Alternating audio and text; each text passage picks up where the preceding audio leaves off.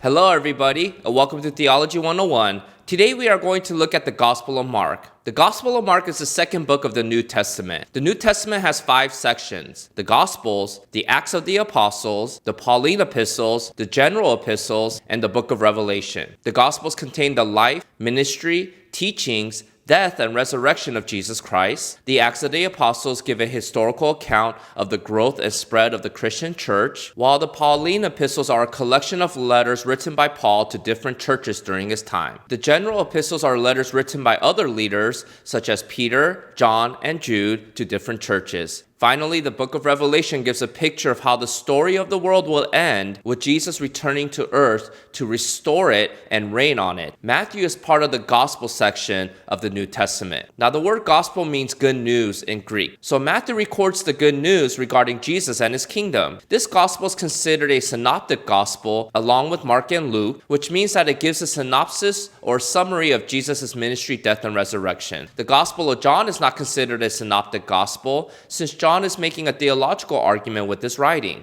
The Gospel of Mark is the shortest of the 4 Gospels and is known for its fast-paced narrative style. It has 16 chapters and can be grouped as such. Mark chapter 1 tells of Jesus' baptism and the start of his public ministry. Mark chapters 2 to 3 showcases Jesus' authority and ability to perform miracles. Mark chapters 4 through 9 include Jesus' teachings and the resistance he faced with the religious leaders at that time. And Mark chapters 10 through 16 tell of the suffering, death, and resurrection of Jesus. Let me give you some historical background to the Gospel of Mark. Mark was a disciple of the Apostle Peter, and it is held, according to tradition, that Mark wrote down Peter's eyewitness accounts of Jesus' life and ministry. Mark was the first gospel written, and scholars date its completion around 50 to 60 AD. During Jesus' ministry, Israel was under Roman rule, and the Romans controlled the land of Israel from about 63 BC through 70 AD. There was significant conflict between the Jewish people and the Roman government during this time. Why? First, the loss of Jewish independence and autonomy caused great unrest amongst the Jewish people. Although they had previously governed themselves, now they were under Roman control and their political influence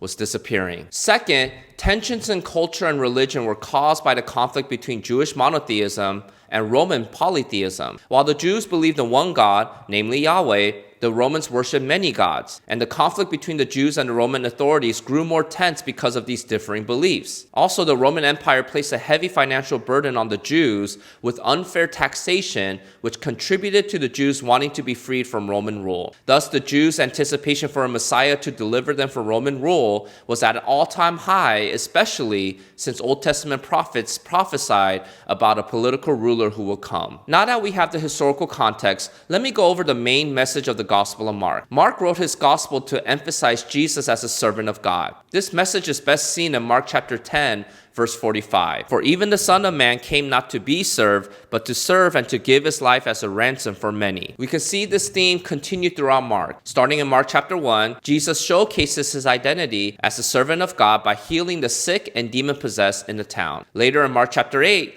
Jesus demonstrated his ability to serve and provide for his people by performing a miracle. With only 7 loaves of bread and a few small fish, Jesus miraculously fed over 4,000 people. Not only did Jesus give enough to feed everybody, but he also provided more food than necessary with 7 baskets of food left over. This miracle illustrates how Jesus can serve and meet the needs of whoever comes to him by faith. Jesus also challenged social norms by caring for the marginalized in society. He ate with tax collectors, who consider some of the worst sinners in society, and by eating with them, Jesus is showing that he accepted them, which a typical Jewish rabbi never would have done. Jesus broke through cultural boundaries when he healed the daughter of a Gentile woman and crossed that barrier that existed between Jews and Gentiles. He also elevated the status and value of children, whom many saw as less significant and often viewed as property, by instructing his disciples to care for them. Jesus even served those who would have been considered unclean according to Jewish law. For example, he healed lepers, he healed a woman who had a hemorrhage for 12 years, and he casted out evil spirits from different people. Jesus served and loved those who were the outcasts in society and that no Jewish rabbi would have paid attention to. He also demonstrates that you don't have to come to him with perfect theology,